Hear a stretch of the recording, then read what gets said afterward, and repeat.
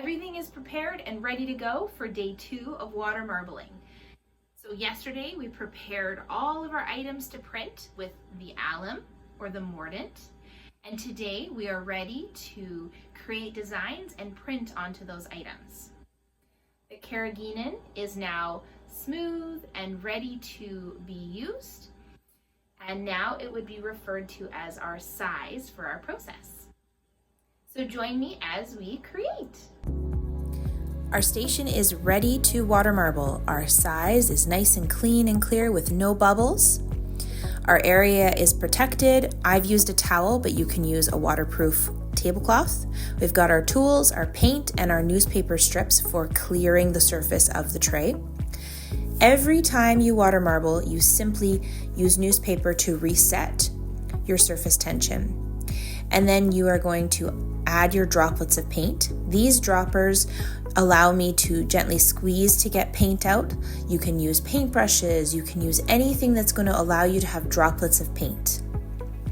We printed onto computer paper. I dropped this one back in, but I tried again, and your goal is just to lay it on, allow it to get wet, and then you want to pull it off onto a surface. I used a clipboard that was covered in plastic to pull it up onto. And then these ones, because I didn't pre-treat them with alum, I can't rinse them, so they just went off to sit and dry. There is some areas where you're going to get imperfections because I didn't pre-treat the material, but it was just to show you what we can do with computer paper.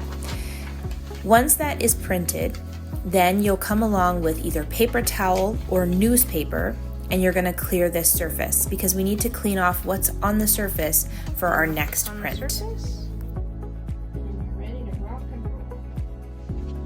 Now for the next one, we reset again with that newspaper, and then we're ready to float our paint. The first color you put down, I consider your background color, and then you can add layers of colors. Some colors will really open and spread, and some will stay smaller. I like to say some of the colors are bossy and some of the colors are more shy. So you will notice a big difference between every single color of how they behave. This design, I created what's called a Gelget design, where you go back and forth with your stick. Our art originated from Turkey. It was originally used to print paper, and this Gelget or come and go design is one of the main background movements that you see in a lot of their designs if you look into the history of water marbling or Ebru. Then we're going to print it onto our art canvas. We don't want to lay this item straight and flat onto the design. We want to hit it with an angle. This is going to allow those air bubbles to kind of pop out, and our print is going to be more smooth. Up it comes, and you can see that print. Anything that looks like it's bleeding or running is just excess moving on the surface.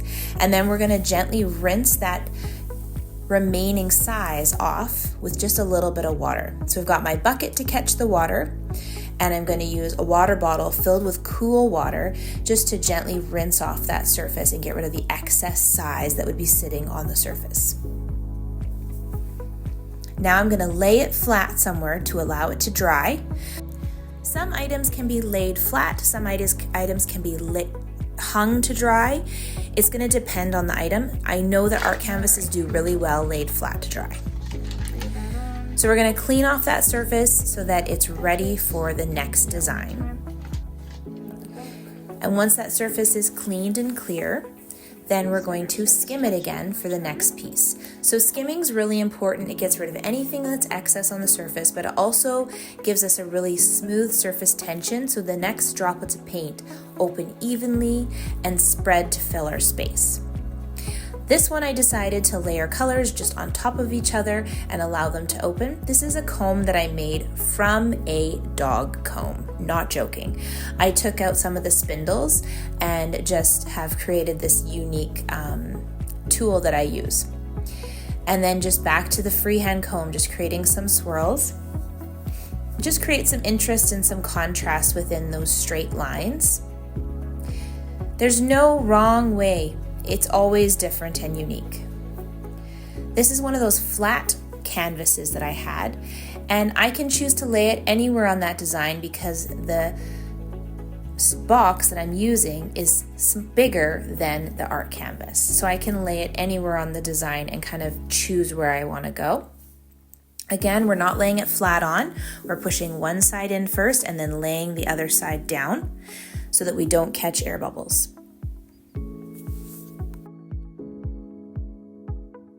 And I come in with our flowers. And we're just going to print them.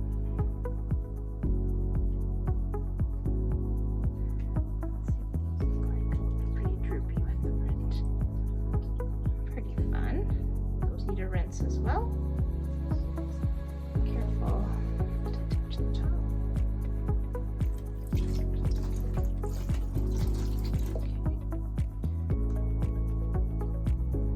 Got a rinse. Go sit it dry. Just gonna rinse the gel.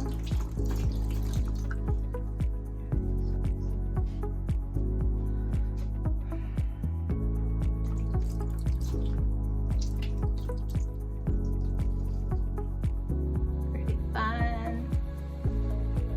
Yeah. Just wanna clean the tray.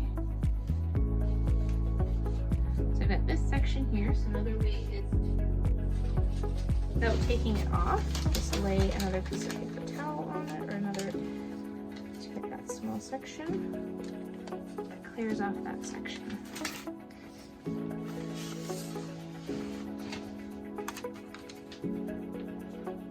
And then we'll transfer to a deeper tray.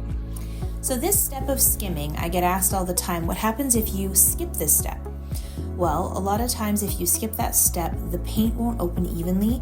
You'll get your background color will kind of only open to a certain section and then it won't continue to expand just because the surface tension isn't even. This is a tool that I made to fit my small trays. That's why it's labeled small tool. It's about 1 inch apart, each of those nails that are on it.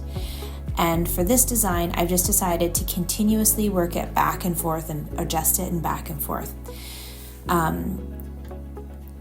There's no wrong way. You can use your tools however you want and just test and play and try.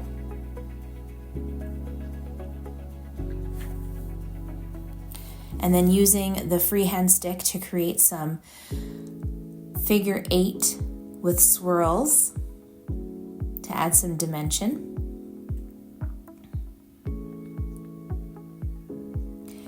One of the tricks with water marbling is to hit different angles. So if you go up and down, the next one is the opposite direction.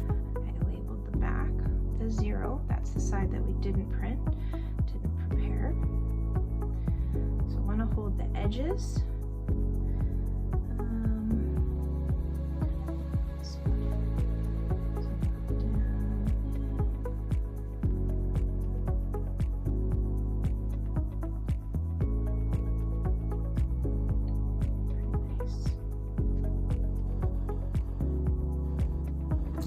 With the wood ornaments and rinsing, you just want to rinse them gently and make sure that wherever you're drying them, they have air hitting from the top and the bottom so they can dry really well.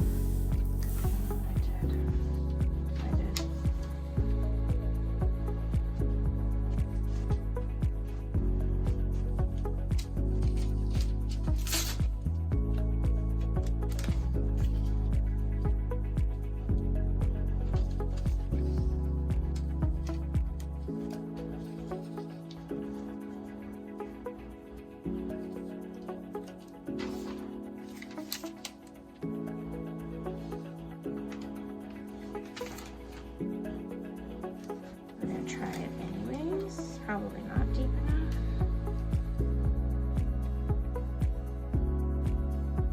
This design, we're going to use a black background and we're going to put down a lot of paint because we're going to print this onto the glass bottle.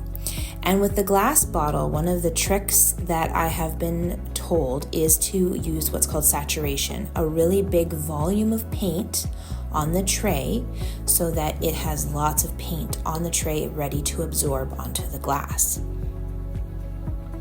a little freehand movement, and then we're gonna print this onto our glass bottle. Let's go. There's our bottle. You can see all those clear spots. That's the alum. Okay. We're gonna roll. Oh, it's not gonna work. We're gonna roll.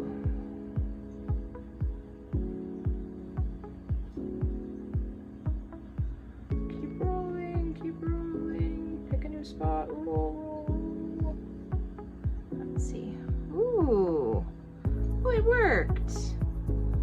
Ooh, awesome. Ha! That's awesome. Oh, cool. Oh, yay. Okay, so I'm just gonna let that hang out.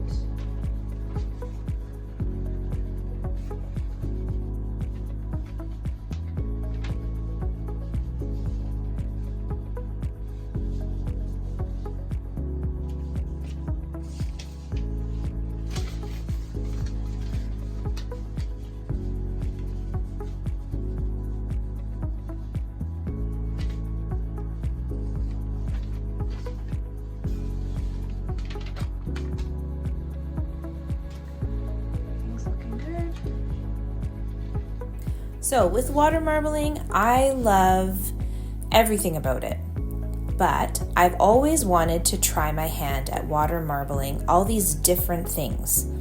So today we're gonna use this really dark background to print onto a white candle. So I know it's really difficult for you to see the design, but at the end you're gonna see it printed onto this white candle, and it's gonna be amazing. So just freehanding, just back and forth, cutting that Gelgut design again, coming in with my rake. Actually, this one's a comb, isn't it? My comb, creating those little tiny lines, and then going back in with my freehand stick and creating these little swirls. It doesn't look like much here on in this part of the video, but when you see it printed onto the candle. Bottom, I'm gonna roll as I go. Okay, here we go. Ah, it worked! It worked! It worked! No way! Cool! It worked! Oh, you guys, that's so cool. Oh, it's so pretty. I don't know if you can see it. Can you see it? So pretty. Okay, I'm just gonna let that drip. I'm not gonna rinse this one off. That is so cool.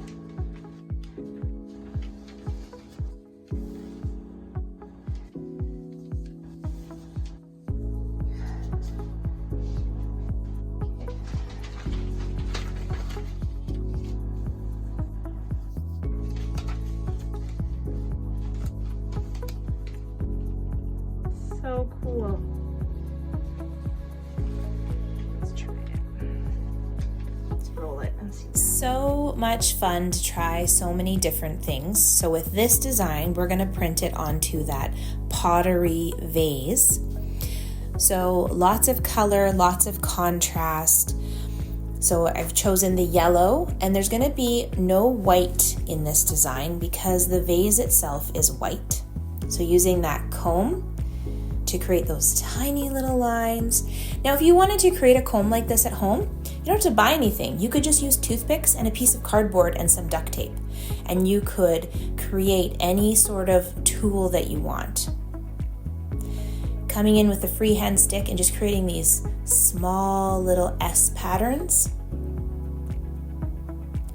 And then going back in and creating, I like to call them snail shells, those little circular patterns to create some contrast. And it bringing colors, different colors into that movement is what you see when you print it. Still recording. Okay, so we got this guy.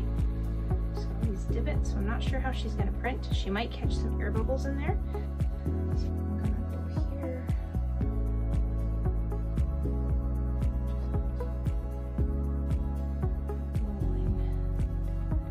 Rolling, and yes!